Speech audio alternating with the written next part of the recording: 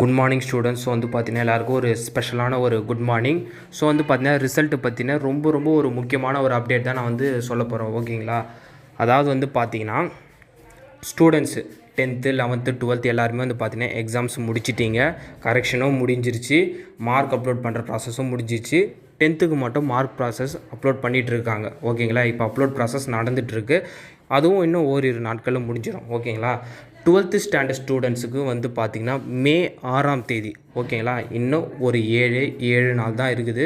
7வது நாள், அதாவது மே 6ஆம் தேதி இந்த டைமில் வந்து பார்த்திங்கன்னா உங்களுக்கு ரிசல்ட்லாம் நீங்கள் பார்த்துட்ருப்பீங்க. ஓகேங்களா? இன்னும் 7 நாள் தான் இருக்குது. மே 6ஆம் தேதி 12th ரிசல்ட்டு. அதேமாரி மே 10ஆம் தேதி வந்து பார்த்திங்கன்னா 10th ஸ்டாண்டர்டுக்கும் ரிசல்ட். ஓகேங்களா?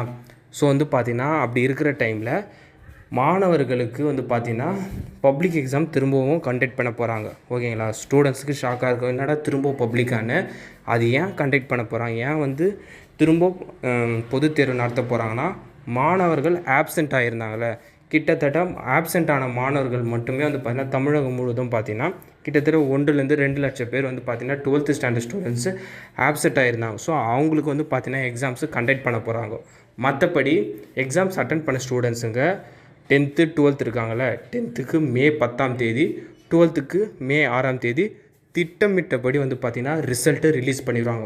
பொது தேர்வு முடிவு திட்டமிட்ட தேதியில் தேர்வு முடிவை வெளியிட்டுருவாங்க. அதில் எந்த ஒரு சேஞ்சஸுமே கிடையாது.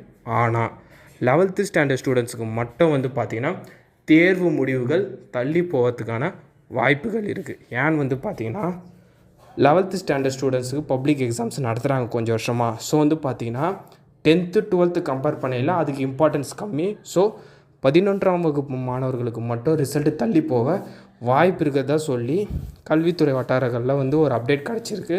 ஸோ பாசிபிள் இருக்குது, ரொம்பலாம் தள்ளி போகாது. ஒரு வாரம் இல்லை 10 நாள் தள்ளி போக வாய்ப்பு இருக்குது. ஆனால் 10th 12th திட்டமிட்ட தேதியில் கம்பல்சரி ரிசல்ட்டு ரிலீஸ் ஆக போகுது. ஃபஸ்ட்டு 12th அடுத்து 10th. ஓகேங்களா? ஆப்சென்ட் ஆன மாணவர்களுக்கு வந்து பார்த்திங்கன்னா அவங்களுக்கு திரும்பவும் பொது தேர்வு நடத்துவாங்க.